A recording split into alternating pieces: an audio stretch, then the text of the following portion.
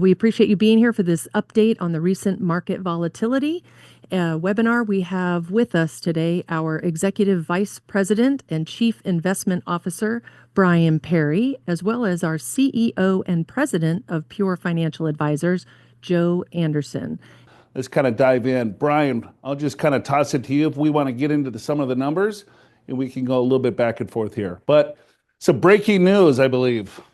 Yeah, just as we were going to press, we'd like to take credit for the market rallying a little bit, but we can't. But the Trump administration announced a 90-day pause on tariffs to certain countries. And in about the last 5 minutes, the market went from down a little bit to up about 5%. So pretty radical swings, which I think point to a lot of what we'll talk about today around how difficult it is to navigate these environments.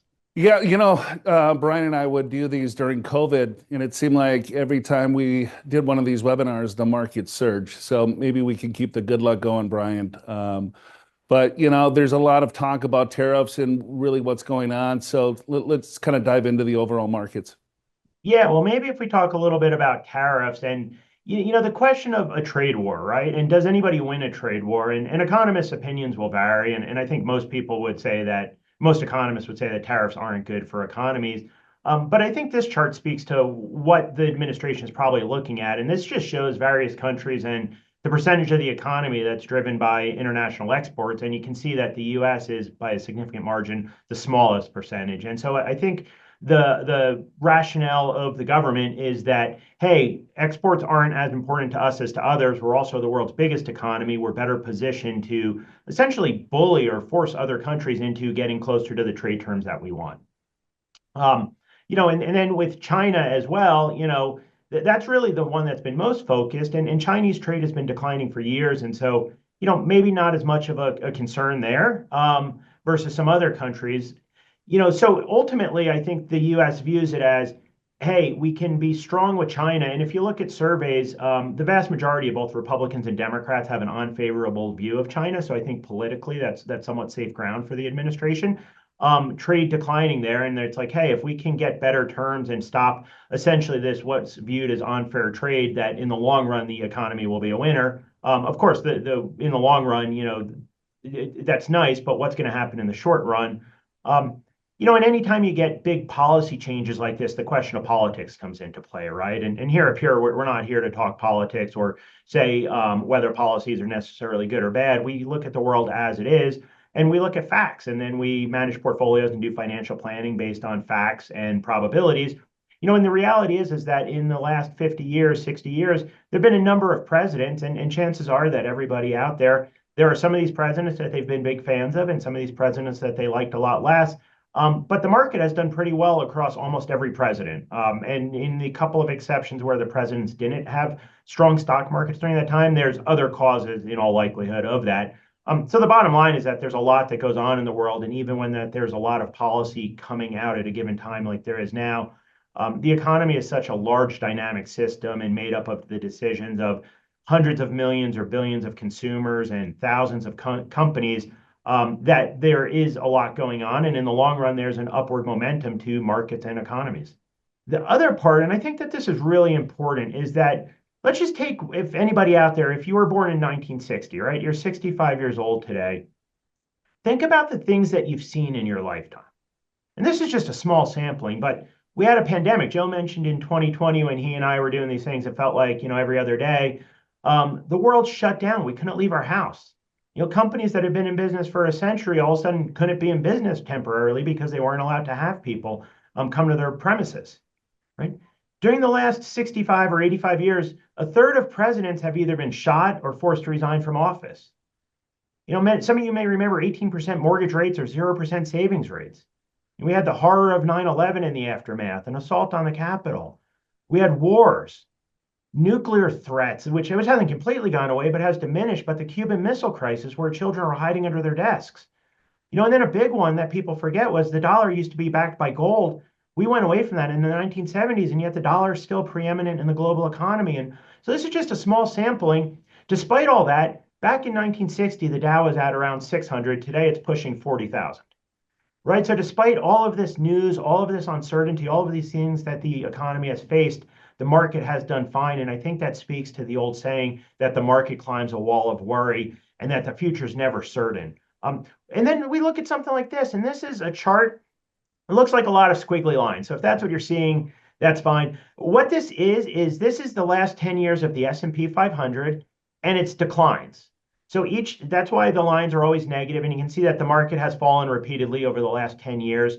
The big one there in the middle, of course, 2020 with the sharp decline during COVID. We also see 2022 where markets were down quite a bit, 25% there.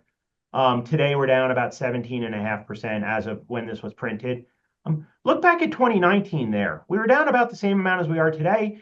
I'm willing to guess that most of the people on here today don't even remember that instance, right? What caused that? What was going on? Or all the way back in 2016 where the market was down to almost 15%, right? So these things tend to blend in and fade away over time. And I think that's instructive because if we flip to the next slide of how the S&P has actually done in the last 10 years, and this is a more traditional slide of the upward movement of the markets. And you can see on there the decline in 2020 there. You can see the decline in 2019 and recently 2022, of course. But yeah, that line that Joe drew, look at the upward momentum of the market. We're up 2.5x in the last 10 years, despite these declines of COVID or 2022 with the interest rate increase and stuff. And I just think it speaks to the fact that it's important to remember the stock market falls on roughly half of all days. And it declines roughly 3 out of every 10 years. So this is not a one-way ride higher, but in the long run, it always has been a ride higher. And I think that's important to remember. You know, when you look at this slide where there's a ton going on here. So the goal is not to memorize all the numbers. It's to take away the key point, which is those gray bars are annual performance in the S&P 500. And then the red dot is declines during the year. And to me, there's two takeaways. One is that most of those bars are to the upside. In other words, the market was up most of those years. But the other is that there are red dots showing that the market declined in most of those years. So declines are part of the deal. It's to be expected.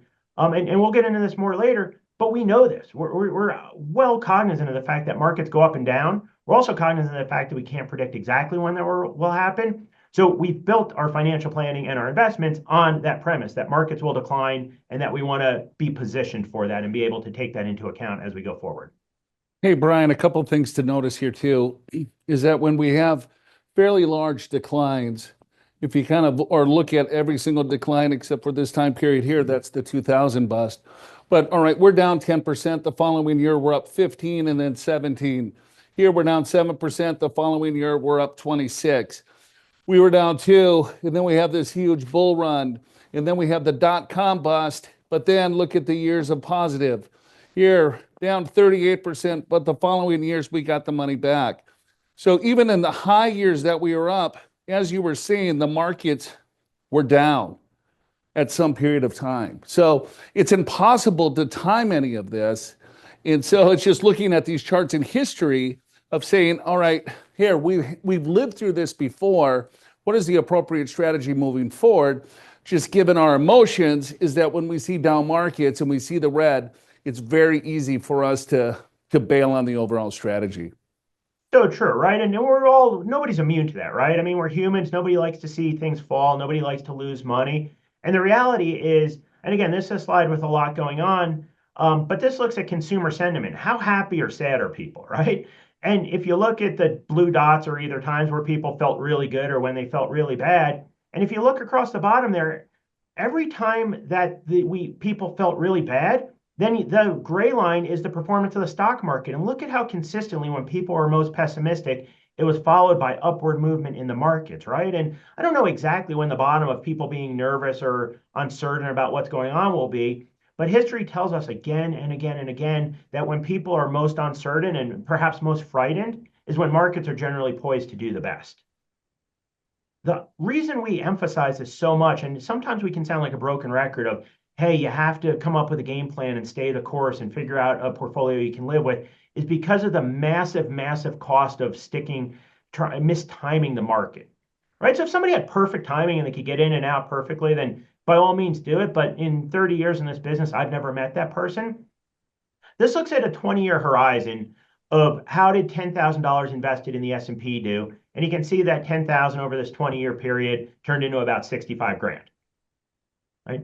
But what if you were out of the market some days, and what if those were the best days? If you missed just the 10 best days of that time horizon, your returns got cut more than in half. Just 10 days. Once every other year you're out of the market and your timing is bad and those are the best days, your returns get cut in half. If you missed 3 days every year for 2 decades, so you're invested 360 days a year, you missed 3 days, you instead of $10,000 turning into 65 grand, your 10,000 turns into 5,000. Your money gets cut in half, right? And the problem is that look at when the 10 best days were. And this is the reason we do this chart. The numbers are the same if you flash forward to today. We do this data is a couple years old, but I like the way it shows across the bottom when the best days were. You notice they're all either during COVID or during the great financial crisis. If you're prone to moving to cash or getting out of the market when times are bad, or when you're concerned, when are you most likely to be out of the market? It was the great financial crisis when the world seemed to be coming to an end, and it's COVID when we were locked in our houses. Those were the very times when the best days occurred, and missing those days absolutely decimated not just your returns. That's just numbers, right? That's funny money. What that really decimated if you missed those best days was your chances to retire and live the life you wanted. Because if you invested and you made 5x your money, you're retiring and living the life you dream of.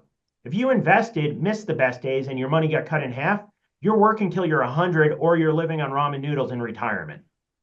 So how do you stay the course? And from here on out, I think what we want to focus on is some of the different ways to help build a portfolio and build your financial planning in order to take advantage of environments like this and make sure you can stay the course. And one thing to do is to own bonds. Look, I'm a former bond person, right? I worked in the bond market for a number of years, and people don't get excited about bonds, right? You get your relatively consistent returns, but they're not the same as stocks. They don't go up as much, but they have a lot less downside and they provide diversification in a portfolio. So we get a lot of questions right now. Are we going into a recession? Are we already in a recession? And time will tell. But this chart looks at how have markets done during recessions, and the blue bars are bonds. And what you see is during every recession we've had going back to 1980, bonds have posted positive performance. So if you think about it, right, if you're retired, we're in a recession or times are uncertain and you need cash, you're drawing from the bonds.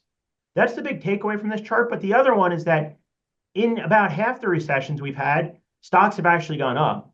And if you take out the great financial crisis, which was hopefully a once in a lifetime event, even in the other two recessions when the stock market fell, the returns were the losses were pretty muted.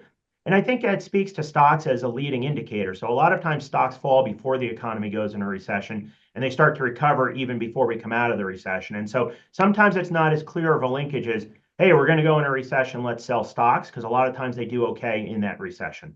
The other key takeaway there, I think, is just to focus on time reducing volatility, right? And so the concept here is that markets are really volatile, as you've all no doubt noticed in the last couple of weeks, right?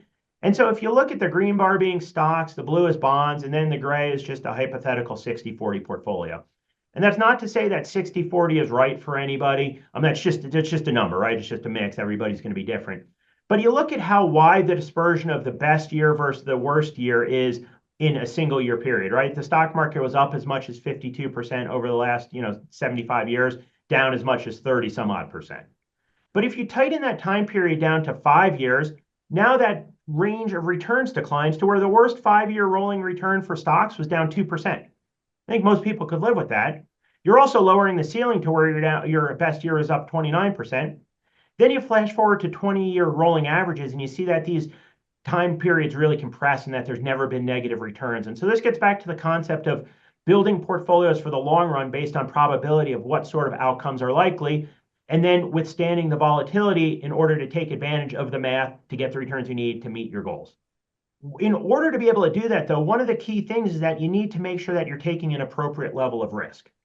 Right? And a lot of people, what will happen is that they'll build a portfolio that has maybe an appropriate level of risk, and then times get good.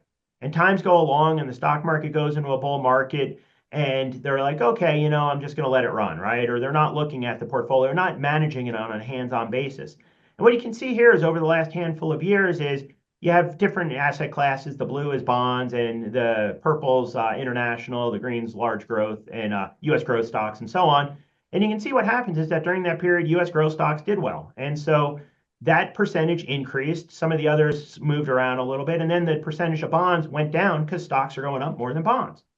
Well, if you're not managing that portfolio, if you're not managing that risk, what happens is you come up to current and all of a sudden you wanted to have 40% in your safer assets, your bonds, and you only had 28%. And when the market fell, now you've got more risk than you set out to have. And this speaks to the importance of what we do on our end is we rebalance according to bands in order to make sure that that initial risk gets managed. Then the only time we're taking on more risk is if your life changes. If so, in consultation with your financial advisor, you're like, hey, I want to take more risk or less risk because my circumstances have changed. But assuming your risk tolerance and risk goals have remained the same, we're managing that portfolio to keep it on track so that you don't have too much risk at the worst time, or conversely, not enough risk right when markets are poised to rally. Hey, let's pause here. I know that there's a few questions in the queue. Catherine, if you want to maybe take a couple of those and Brian and I can answer them. One thing is that a few people have asked, are you going to address the tariffs and how, because we're talking about the volatility of the market, but because tariffs are so different? Yeah, I mean, I think, look, in the long run, we'll see what happens, right? But the reality is that tariffs, they're not completely unprecedented. Um, and they're at levels, some of the targets or what's been stated are at levels that we haven't seen in quite a while. But the first Trump administration, I think, is a good example of talking tariffs because Trump came in 2016.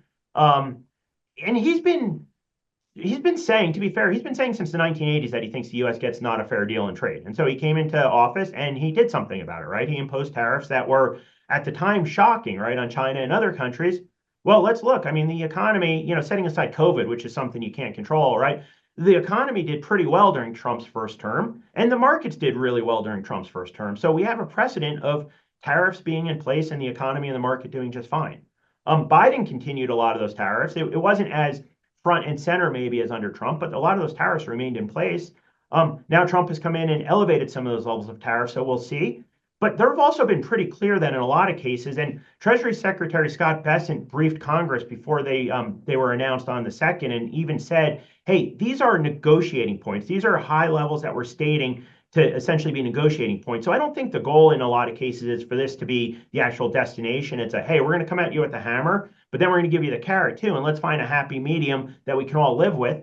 In the long run, I'm sure that there could be some negative impacts potentially as far as maybe the price of whatever you're ordering from Temu or something goes up, right? But there are also the whole goal of this is to bring jobs back to America, to revive manufacturing in America, to take some of the jobs that have moved abroad due to cheaper manufacturing or cheaper goods, bring them back to the United States. I mean, theoretically, that should actually help the economy. There could be a shaking out period, but it should be good, right? But do you think it's probably the execution of how we're potentially going about it is making the markets very uncertain? So it's just evident today is that, all right, well, let's just put a 90-day pause on it, and then the market just shoots right back up. So was this a negotiation? Is it going to hold true? I think there's still a ton of uncertainty of what's really going to happen and how everything is going to shake out. So that's why we're seeing the massive volatility. I wish we had a crystal ball and tell you exactly what the end of this story is going to look like, but we don't. And I think anyone that does tell you that is probably lying. No, and I couldn't agree more, right? I mean, I think in a perfect world, it would be like, hey, here's the destination, this is the reason why, and here's the roadmap and what's involved. And, obviously the policy is being rolled out a little bit more ad hoc than that. But to your point on the crystal ball, right? I mean, think about it. Like me and you could sit here right now and say that we know exactly what's going to happen and sound like geniuses. And right, there'd probably be a 50-50 chance we're right.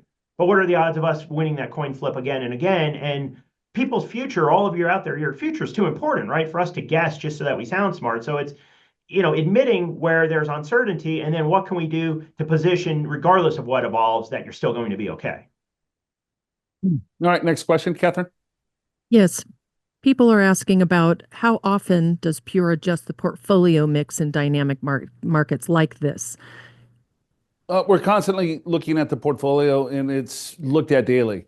So really depending on what portfolio that you're in and how aggressive or how conservative that you are, we're looking at managing that risk on a daily basis, depending on how far that market moves. And then we're also looking from a tax management perspective too, from a tax loss harvesting. So I'll get into more details there, but no, our portfolio team is looking at our portfolios daily through the technology that we have. Now, if someone wants to get into different asset classes or change their portfolios altogether, that's a combined conversation with the overall advisor and the client. We're not going to say, hey, let's just shift this overall portfolio without having meaningful conversations about the financial planning that's done up front. Excellent. And then how do you handle a stock that runs up strongly? It's a good company. It ends up being 30 to 35% of your portfolio.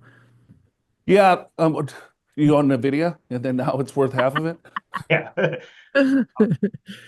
No, I think so. In our case, we're generally building really well diversified portfolios because you never know what stock's going to go up. I mean, NVIDIA or Apple are good examples, but for every one of them, there's a lot of examples that didn't, right? And so, again, we have that rebalancing process in place where we're systematically trimming if something gets overweight. But if in the instance that you do have a concentrated position, there are various techniques, and we use these with a number of clients depending on what somebody's goals are, right? So it's involving the tax team to figure out what are the tax impacts of potentially reducing that. It's potentially using options to put a floor under it to essentially buy insurance on that stock. And then in a lot of cases, and we can talk more about this, but we might use individual stocks in the rest of your portfolio to complement it, right? So the last thing you want if you had whatever, NVIDIA, is to buy more NVIDIA. So, but are there stocks that move a little bit differently that you can complement what you're already doing?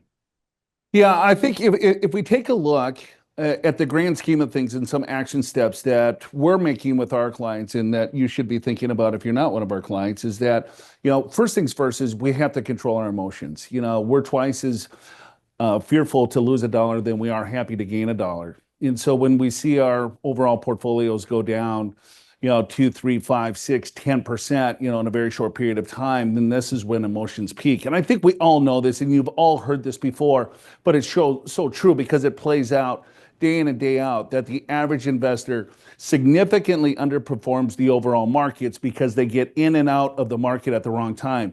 A lot of individuals got out of the market and they missed a 5% run in a couple of minutes today. We're seeing whipsaw markets. The last thing that you want to do is make, emotional type decisions. So one of the things that you can do is you have to assess your current portfolio. How much risk are you willing to take? Because there's hindsight bias and there's recency bias. We've had a huge bull run in the overall markets for the last 15 years.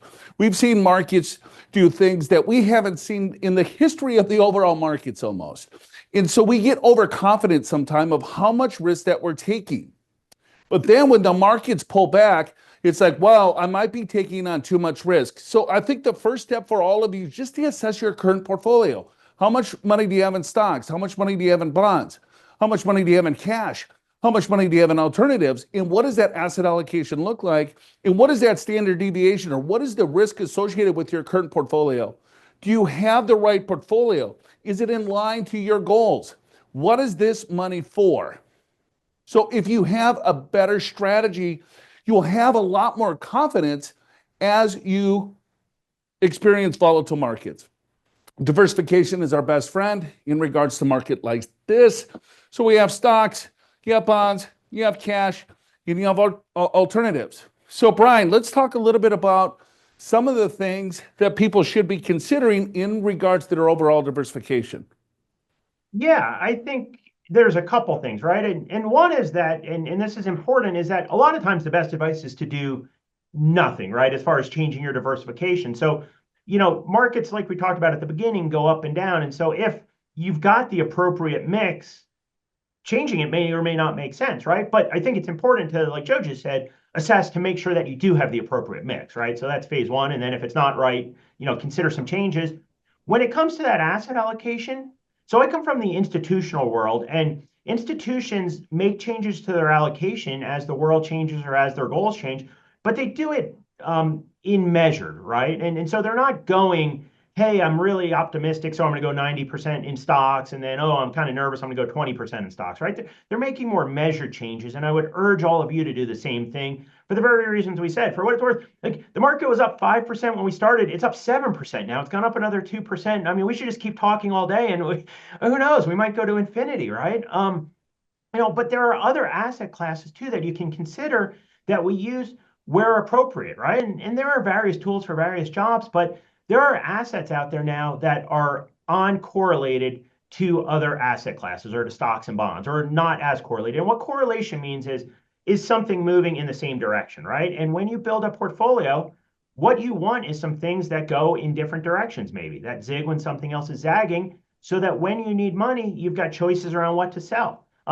a lot of these are what are traditionally known as alternative investments. And back in the day, these were just for big institutions or, the Forbes 400 set. But over time, that space has migrated, becoming available for more individual investors, right? And so what's happened is that a lot of new vehicles have come out that make it available to get assets that maybe don't perform exactly like stocks and bonds, but still produce interesting returns somewhere in between stocks and bonds. So in some cases, adding those to your portfolio can essentially take a couple-legged stool of stocks and bonds and add a third leg, right? Another choice is sometimes that individual securities make sense. And so whether it's individual stocks or individual bonds. And so in some cases, having defined cash flows, right? And this, again, this is situation specific. ETFs and mutual funds are awesome, but individual bonds can make sense if you want to maybe map out your cash flows a little bit more specifically. Or individual securities can make sense because there are situations where they might open up more tax loss harvesting opportunity in a volatile market. Or like in the instance we talked about earlier, where somebody has a concentrated position, you can build around it a little bit more. You can customize it, if you will, a little bit more using those individual securities. And one of the beautiful things here at Pure is that we're vehicle agnostic, right? So stock, bond, mutual fund, ETF, options, whatever it is, private investments, like we're looking at whatever tool makes the most sense in order to help our clients meet their goals. And that's part of that conversation with your advisor is what are you trying to accomplish, rerunning your financial plan and making sure that the portfolio mix is appropriate, and then seeing if any changes make sense. You look over the last 20 years, Brian, there's been a lot of advancements in regards to the overall investment landscape.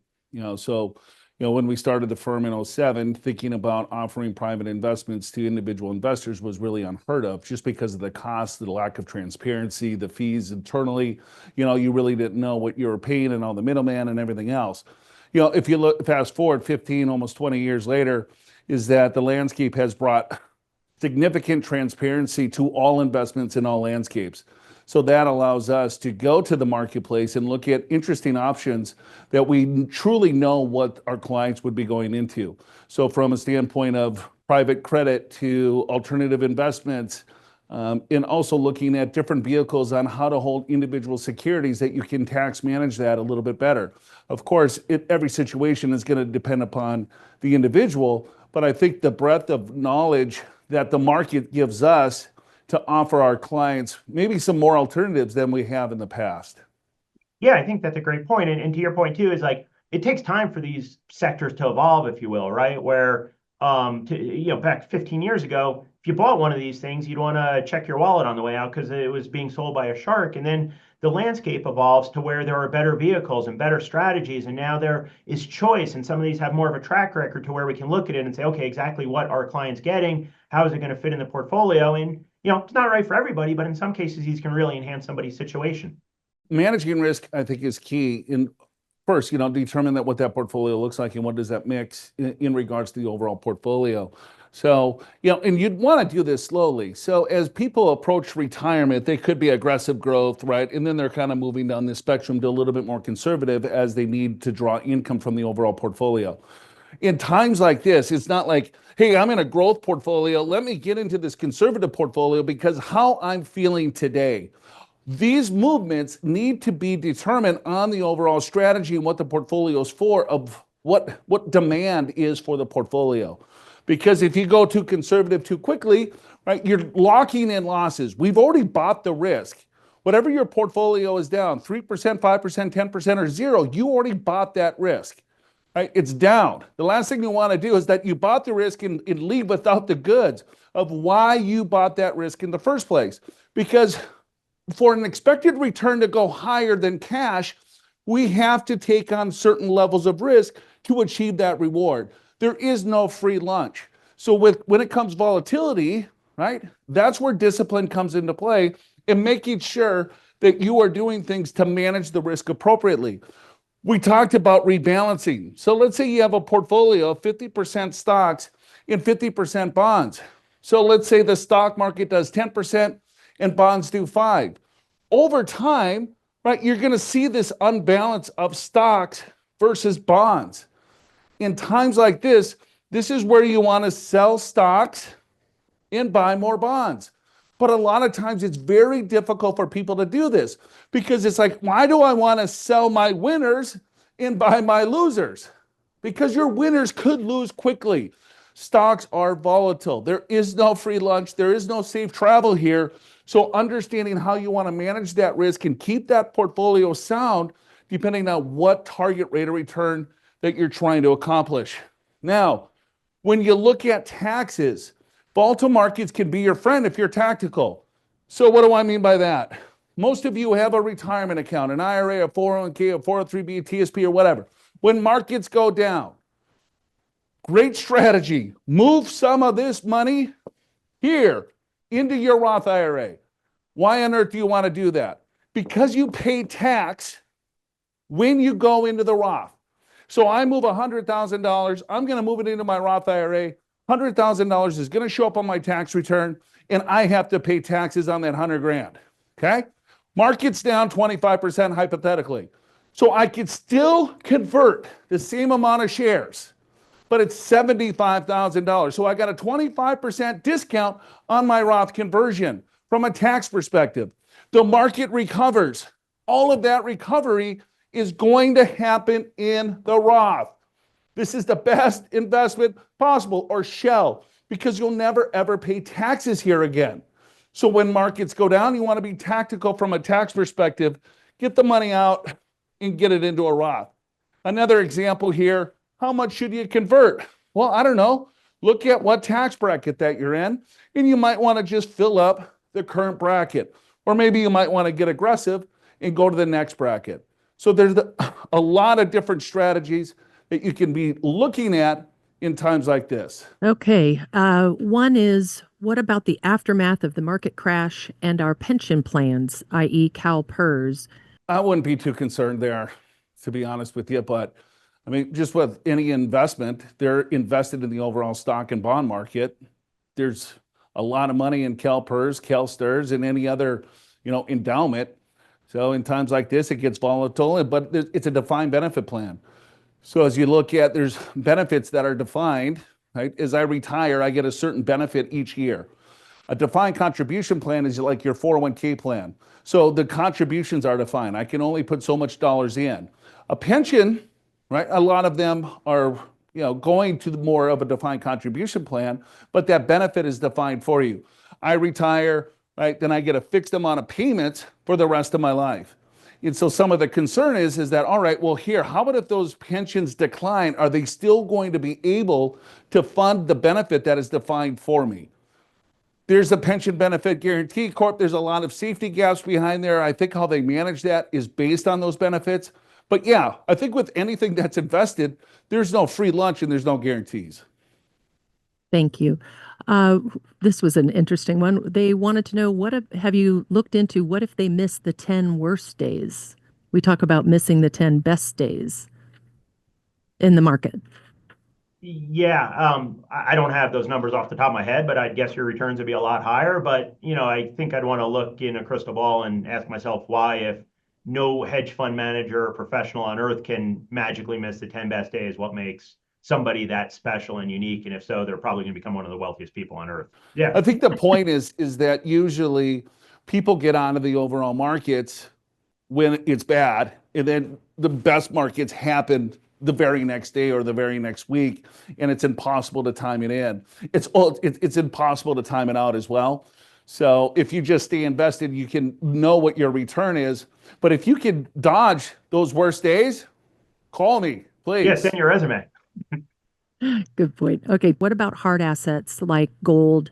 And what do you think about Bitcoin as well? Yeah, I think with either of those, I mean, the question is always how much do you own, right? So I think in some cases, depending on what you're trying to accomplish, having a couple percent in various investments could make sense. Do you want all of your portfolio or most of your portfolio in those? I don't think so. Those asset classes, just like everything else, have their days in the sun and not. I think, Brian, it goes back to diversification, right? And then buying what you know too. I think, if you take a look at cryptocurrencies and Bitcoin, is it an appropriate place for your portfolio? Sure, absolutely. But I think a lot of times people might leverage a little bit more into some asset classes that they don't have any clue of really what it does, how it works, what the volatility is. Or, hey, I want to go to safety, and I heard my neighbor or the Uber driver talking about how well that they've done in gold. And so, hey, maybe I should leverage my portfolio there. I think all asset classes have a place in certain portfolios. So yeah, I think we're in favor for all, but then it's looking at how do you put them in the overall portfolio. As long as you have transparency and you know exactly what you're getting into, gold does not have an expected rate of return, like because it's a commodity. So you have to understand how these things work in the overall portfolio. But yeah, I think, having some gold, having some Bitcoin, having some stocks, bonds, cash, all of that in a globally diversified portfolio, I think makes sense. But leveraging too much on one thing, I think that's where people get in a little bit of trouble, or they make millions. Right? If I double down and put everything in Bitcoin and it takes off, like you hear the stories, right? You see very wealthy people there. But then you don't hear the stories, or maybe you do. People get in a little bit late. They don't know really what it is. It falls, they sell. You know the story. Someone asked, please explain the return needed just to regain the losses. For example, a 20% market decline will require a 30 to 40% return for break even, et cetera. So talking Yeah, about existing retirees. sure. Right. Sequence of return risk, I think, in most cases is probably, especially if you're in retirement and you're taking dollars from the portfolio. Right. And so people talk about averages. Right.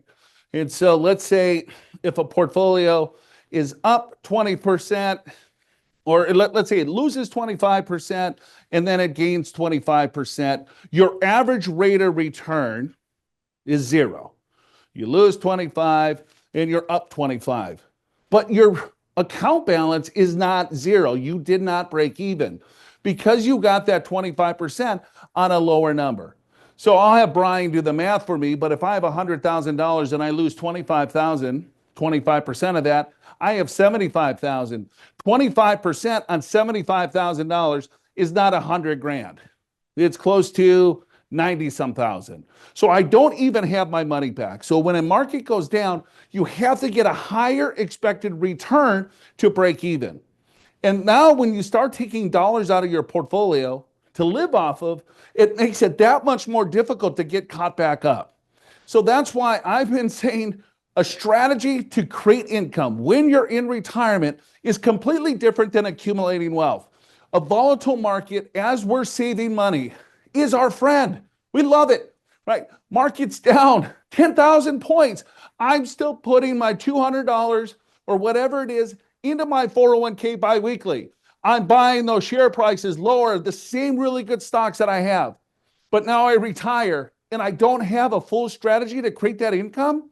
You're selling those really good companies at rock bottom prices. That's the last thing that you want to do. The New York Times reported that government bonds may not be what they have been in the past, and investors are selling. Is this a concern? Is it a concern? No. I mean, yeah, obviously, if they're not what they were in the past, it would be a concern. But yeah, investors sell and investors buy. The yield on the 10-year Treasury had come down quite a bit, and it's gone up in the last few days. And the thought is that maybe there's a big seller out there. But no, ultimately, what you're looking for from government bonds is an asset class that's guaranteed, right? It's the safest asset class on earth. It provides income. And then it's not perfectly correlated with stocks, right? To Joe's point, you want things that act differently so that if you get a down stock market, you can sell something else. And even in the worst year we've seen in the bond market, which was 2022, it was down a lot less than stocks. So, sometimes it's going to be better, sometimes it's going to be worse, but we still think that bonds in general have a place in not all portfolios, but a lot of them. Well, I think, Brian, sometimes people don't really understand what a bond is. I mean, just in real simple sense. Brian's a lot smarter than me, so he can talk the technical jargon, but it's like a bond is a loan, right? So I'm lending my money to a corporation, right? Or to a neighbor, or to the federal government in this instance, right? For the loan that I'm giving them, they're giving me an interest rate, right? Depending on the term of the loan and depending on how risky that loan is. So the more risky the loan or the longer the term in most cases, you should demand a higher interest rate.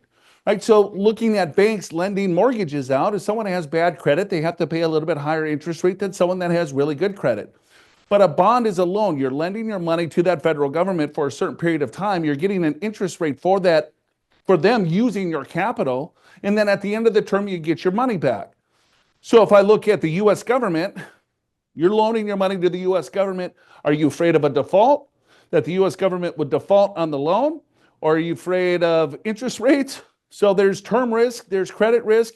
So I would not necessarily be too afraid of credit risk, but people talk about the deficit and how much debt and everything else. So I get it. If that is your fear and if that is your bias, then I would stay away from it. You could still go into bonds. You could still buy CDs. You could go into corporate bonds. You could buy really high quality corporation AAA bonds at a short premium or a short duration and still get that same effect. Okay, and then I would say the last question, you keep talking about Roth conversions and filling up your bucket. What if you're in the 32% tax bracket? I would look at what bracket that you're going to be in the future and how old you are. So I hate to admit it now today is that I'm 50. I was in my young 30s a long time ago. But the older I get, then I'm probably a little bit more conservative on tax brackets. But if I'm in my 20s, 30s, and 40s, and if I have a pretty good living and I've saved a lot of money, I don't care. I would still want to do the Roth because you're not necessarily going to remember the tax benefit 20, 30 years from now. In my just personal opinion, I think tax rates are going to continue to go up. 32%, that's a pretty high rate. But it depends how much money that you have in the retirement account. Does it make sense to do conversions? And then what is your RMDs going to look like? What health are you in? Are you married? So let's say you have a large IRA and I'm not healthy. I pass away. My spouse inherits it. She still has to take an RMD if hopefully we're in our 70s, right? When I die. So then all of a sudden now I'm in a single tax bracket versus married finally jointly. So that could be a lot higher than 32%. So there's a lot of planning involved that you want to be thinking about.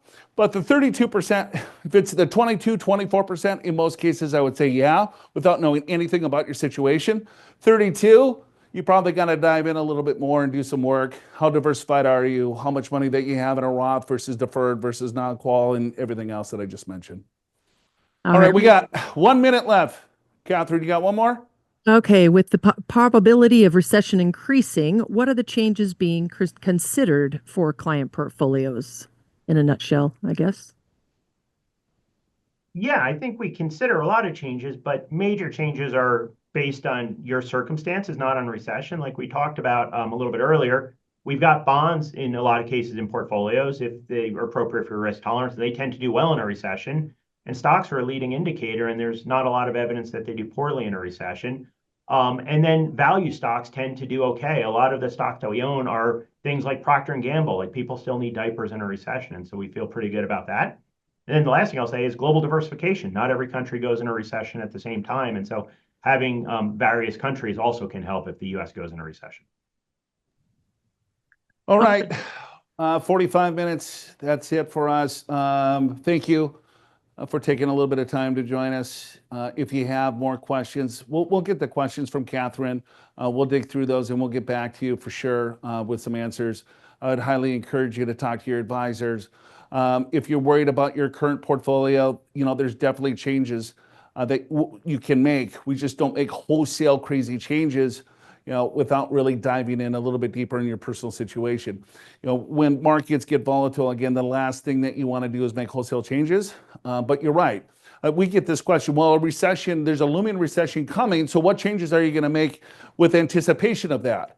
Well, just that statement alone, if you think about it, right? Everyone else knows that information. It's just not you and I that just came up with, well, there could be a looming recession. And so what happens with stock prices is that it's all about certainty or uncertainty. Is there a recession going to come or not going to come? And is it expected or not? And so if we're all expecting that a recession could be looming, maybe half of people are, half of people aren't. A lot of those stocks are already priced in that a looming recession is going to come. So unless we think we're smarter than the entire collective group, right, it's very hard for us to get ahead of things like that. So again, Brian, great job. Thanks for your great insights. My pleasure. Wow, very stoic. Catherine, appreciate you hanging out with us today. And again, for all the clients, prospects, everyone on here, if you want help, call your advisor. You can always go to purefinancial.com as well. Have a great day, everyone. We'll see you next time.